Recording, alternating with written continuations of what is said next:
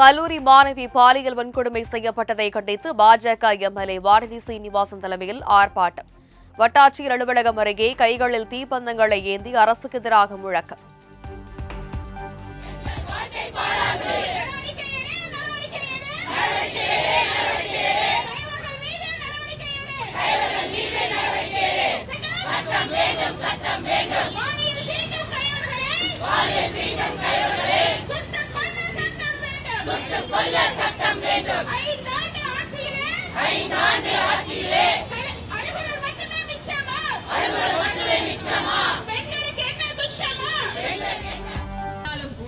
சட்டவிரோதமாக அங்கு ஒரு மதுபான கடை நடந்துட்டு இருக்கு. அது மட்டுமல்ல, சமூக விரோதிகள் அந்த இடத்தை பயன்படுத்திக் கொண்டிருக்கிறார்கள். இது தொடர்பாக காவல்துறைக்கு தகவல் கொடுக்கப்பட்டிருக்கிறது. அப்படி இருந்தும் கூட இந்த காவல்துறையும் திராவிட மாடல் என்று சொல்கின்ற திமுக அரசு எந்த அளவுக்கு பெண்களுடைய பாதுகாப்பிலே கோட்டை விட்டுக் கொண்டிருக்கிறார்கள் என்பதற்கு இந்த சம்பவமே சாட்சியாக இருக்கிறது. பாரதிய ஜனதா கட்சி மத்தியில ஆட்சிக்கு வந்ததற்கு பின்பாக இங்க இருக்கிற ஒரு சில சகோதரிகளுக்கும் நான் சொல்லிக்கொள்ள விரும்புகிறேன். கடுமையான சட்டம் வேண்டும் என்று கேட்டுக் கொள்கிறோம் நாம் எல்லாம்.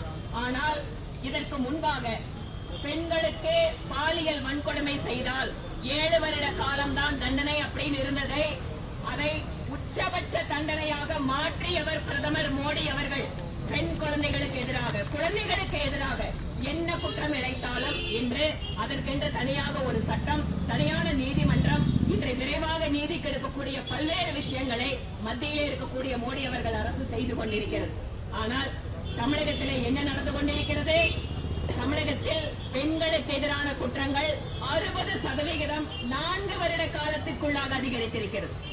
135% அதிகமான வழக்குகள் குழந்தைகளுக்கு எதிரான குற்றங்களுக்கு பதிவாகி இருக்கிறது. இது பற்றி சட்டப்பேரவையிலே நாம் கேள்வி எழுப்புகின்ற பொழுது என்ன பதில் சொன்னாங்கன்னா, பெண்களுக்கெல்லாம் விழிப்புணர்வு வந்துருச்சு. முன்னெல்லாம் அவங்க மேல குற்றம் நடந்தா வெளியில சொல்ல மாட்டாங்க. இப்ப அதை வெளிப்படுத்துறாங்க, பதிவு பண்றாங்க. அதனால இந்த வழக்குகள் அதிகமா இருக்குன்னு தமிழக அரசு சார்பில் பதில் சொல்கிறார்கள். என்ன அர்த்தம்? அப்ப குற்றங்களை நாங்க தடுக்க மாட்டோம், எந்த நடவடிக்கையும் எடுக்க மாட்டோம். ஆனா பெண்களுக்கெல்லாம் நிறைய புத்தி வந்துருச்சு, அவங்களுக்கெல்லாம் தைரியம் வந்துருச்சுன்னா கேஸ் கொடுக்கறாங்க. இது எவ்வளவு தூரம் பெண்கள் பாதுகாப்பிலே இந்த அரசாங்கம் அலட்சியமாக இருக்கிறது என்பதற்கு சாட்சி. எனக்கு முன்னால சகோதரி பேசும்போது திமுக அரசு பதவி விலக வேண்டும்னாங்க.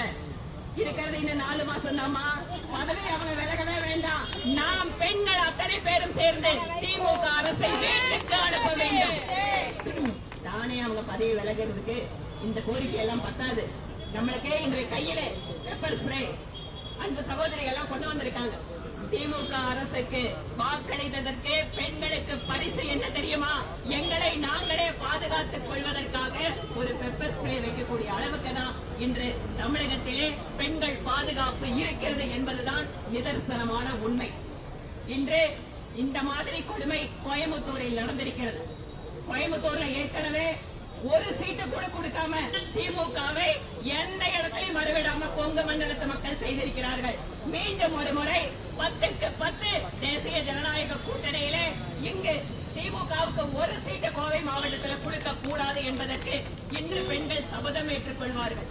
பாரதிய ஜனதா கட்சியின் சார்பில் இதில் சம்பந்தப்பட்டிருக்கக்கூடிய குற்றவாளிகள், ஏன்னா கடந்த சில வழக்குகள் எல்லாம் 4 வருஷமா பார்த்தோம்னா அதுல யாரு சம்பந்தப்பட்டிருக்காங்க?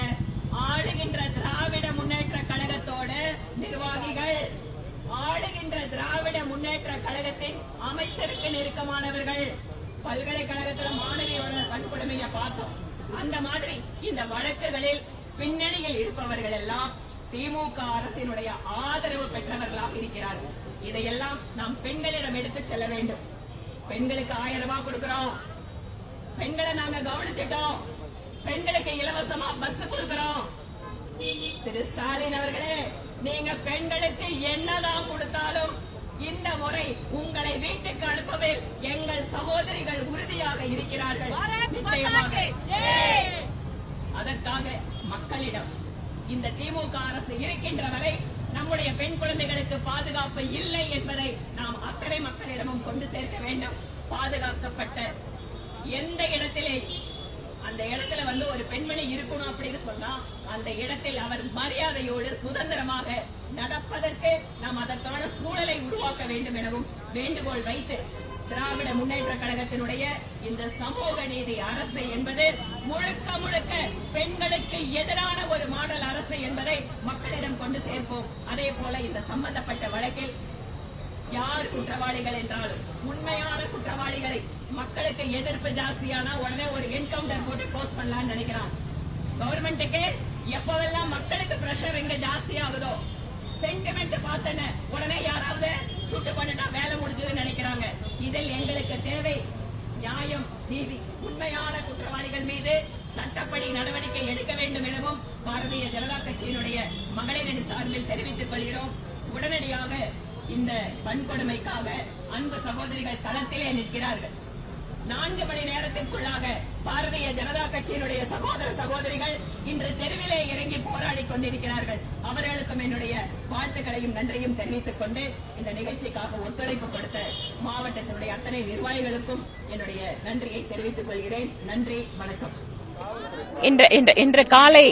இன்று காலையிலிருந்து இந்த ஒரு கல்லூரி மாணவி பாலியல் வன்கொடுமை செய்யப்பட்ட வழக்கு தொடர்பாக எங்களோட மாநில தலைவர் பிரஸ் மீட் கொடுத்தாரு. நாங்களும் பார்த்தோம். அந்த சம்பவ இடத்திற்கும் நாங்கெல்லாம் மகளிரணி சார்பில் போய் பார்த்துட்டு வந்தோம். இன்று அதற்காக இந்த சம்பவத்தை கண்டித்து ஒரு பெரும் அதிர்வலைகளை இந்த பாலியல் வன்கொடுமை சம்பவம் ஏற்படுத்தி இருக்கிறது. ஏனென்றால் கோவையை பொறுத்தவரை ஒரு அமைதியான இடம் என்பது மட்டுமல்ல, பெண்களுக்கு மிகுந்த பாதுகாப்பான இடம் என்கின்ற நம்பிக்கை ஆண்டாண்டு காலமாக இந்த பகுதி மக்களுக்கு மட்டும் இல்ல, பெண் குழந்தைகளை இந்த ஊருக்கு அனுப்புபவர்களுக்கு கூட உண்டு. அப்படிப்பட்ட ஊரிலே இவ்வளவு ஒரு கொடுமையான சம்பவம் நடந்திருப்பது என்பது அதிர்ச்சிக்கு எங்களை உள்ளாக்கி இருக்கிறது. இது இந்த பகுதிக்கு ஏற்பட்ட அவமானம் என்பதை தாண்டி எந்த அளவுக்கு தமிழக அரசு, அதுவும் குறிப்பாக அந்த இடத்துல ஏற்கனவே அந்த பகுதி மக்கள் சமூக விரோதிகள் அந்த இடத்தை பயன்படுத்துகிறார்கள் என்று தெரிந்திருந்தும் அந்த இடத்தில் ஏற்கனவே ஒரு சட்டவிரோதமான மதுபான பார் இயங்குகிறது என்று தெரிந்திருந்தும் இந்த சம்பவம் நடந்திருக்கிறதை அவர்கள் கண்டுகொள்ளாமல் விட்டிருக்கிறார்கள் என்பது அவர்களுடைய அலட்சியம் காட்டுகிறது. இன்று மகளிர் சார்பில் ஆர்ப்பாட்டம் பண்ணியிருக்கோம். நாளை மறுநாள் தமிழகம் முழுவதும் சமூக நீதி மாடல், இவர்களுடைய திராவிட மாடல் அப்படின்னு சொல்லக்கூடிய இந்த பெண்களுக்கு உரிமை அளிக்கின்ற இந்த மாடல் முழுக்க முழுக்க பெண்களுக்கு எதிரான மாடல் என்பதை மக்களிடம் கொண்டு செல்கின்ற வகையிலேயும் அந்த பாதிக்கப்பட்ட பெண்களுக்கு ஆதரவாக இருக்கின்ற அந்த சூழலை உருவாக்குகின்ற விதமாகவும் எல்லா மாவட்டங்களிலேயும் எங்களுடைய ஆர்ப்பாட்டம் நடைபெறும். போலீஸ் நடவடிக்கை கடந்த 4 வருட காலமாக நாங்க பார்த்துட்டு இருக்கிறோங்க. இந்த மாதிரி ரொம்ப ஒரு சென்சிட்டிவான விஷயம், ஒரு மக்கள் அதிகமா அதிர்ச்சிக்குள்ளாகிற விஷயம் வந்துச்சுன்னா உடனடியா யார் அவங்க அரெஸ்ட் பண்ணிருக்காங்களோ அவங்க மேல எந்த விசாரணை இல்லாம என்கவுண்டர் ஒரே வார்த்தையில சொல்லி முடிச்சிடறாங்க. அதுக்கப்புறம் அந்த சப்ஜெக்ட் பத்தி பேசுறது இல்ல. இந்த மாதிரி நிறைய விஷயங்களை பார்த்துட்டோம். ஆனா நாங்க எதிர்பார்க்கறது என்னன்னா, நீங்க ஒவ்வொரு வழக்கிலேயும் ஏதாவது ஒரு விஷயத்துல என்கவுண்டர் சொல்லிட்டு விஷயத்தை மூடி மூடி மறைக்கிறதாலதான் தொடர்ச்சியாக இந்த மாதிரி சம்பவங்கள் நடந்து கொண்டிருக்கிறது. தேவை என்ன? எங்கெல்லாம் குற்றம் நடப்பதற்கான வாய்ப்புகள் இருக்கிறதோ அதை தடுப்பதும், குற்றம் நடந்தால் சம்பந்தப்பட்ட உண்மையான குற்றவாளிகள் மீது கடுமையான நடவடிக்கை எடுப்பதும் தான் தீர்வாக இருக்க முடியும். இந்த சிட்டியில ஏற்கனவே எந்தெந்த இடங்கள்ல சிசிடிவி இருக்கு, போலீஸோட பேட்ரோல் போயிட்டு இருக்கு, இதெல்லாம் இன்னைக்கு மக்களுக்கு ஒரு நம்பிக்கை அளிக்கக்கூடிய விதமாக இல்லை என்பதுதான் இந்த சம்பவம் தெரிவிக்கிறது. அதனால் காவல்துறை மூடி மறைக்கின்ற வேலையை விட்டுவிட்டு ஏதாவது ஒன்றை செய்து மக்களுடைய கவனத்தை திசை திருப்புவோம் என்பதை விட்டுவிட்டு இனிமேல் இந்த மாதிரியான விஷயங்கள், பெண்களுக்கு எதிரான கொடுமைகள் நடக்காமல் பாதுகாக்க வேண்டும் என்பதுதான் காவல்துறை கிட்ட எங்களோட கோரிக்கை. துணை குடியரசுத் தலைவர் இங்க வருகை தந்திருக்கும் போது மாண்புமிகு திரு சி.பி. ராதாகிருஷ்ணன் அவர்கள் வருகை தருவதற்கு ஜஸ்ட் ஒரு 10 நிமிஷத்துக்கு முன்பாக டவுன்ஹால் பகுதியில் 2 இளைஞர்கள் பாதுகாப்பு வளையத்தை தாண்டி செல்கிறார்கள். எங்கள் கட்சிக்காரர்கள் அதை ஆட்சேபம் தெரிவித்த பிறகு அவர்கள் மீது சாதாரணமான வழக்கு போட்டு அன்று மாலையே அவர்கள் பெயிலில் விடுவிக்கப்படுகிறார்கள். அவங்களோட பேர் கூட உங்களுக்கு எல்லாம் பிரஸ் நோட்ல வரல. உங்களுக்கு மீடியாவில் செய்தி கொடுத்த போது கூட மற்ற குற்றவாளிகள் பேர் சொல்லி போடுற காவல்துறை கோவையில மட்டும் பெயர் சொல்லாம வெறும் குற்றவாளிகள் அப்படின்னு பேர் போட்டதுக்கு என்ன காரணம்? இரண்டாவது, அந்த பகுதி எப்படிப்பட்ட பகுதி? இதற்கு முன்பாக அதே பகுதியில கார் குண்டுவெடிப்பு நேர்ந்திருக்கிறது. தொடர்ச்சியாக தேசிய புலனாய்வு முகமை கோவையிலே எத்தனையோ நபர்களை கைது செய்து கொண்டிருக்கிறார்கள். அப்படி இருக்கின்ற பொழுது இந்த மாதிரி 2 வாலிபர்கள் வந்த விஷயத்தில் கூட காவல்துறை மெத்தனமாக இருந்திருக்கிறார்கள் அப்படிங்கறதா எங்களோட கருத்து. அதுக்காக தான் அன்னைக்கு நாங்க ஆர்ப்பாட்டம் பண்ணோம். எதுக்கு நாளைக்கு வரும்போது அந்த அவருக்குன்னு உரித்தான ஒரு உயர்ந்த கான்ஸ்டிடியூஷனல் ஹெட்டுக்கு என்ன அவருக்கு அந்த பாதுகாப்பு கொடுக்கணுமோ அதை கொடுக்கணும்னு நாங்க எதிர்பார்க்கிறோம். எக்ஸ்ட்ரா ஒண்ணு வேண்டாங்க. சட்டத்தில் இருக்கிறத ஒழுங்கா கொடுத்தா போதும்.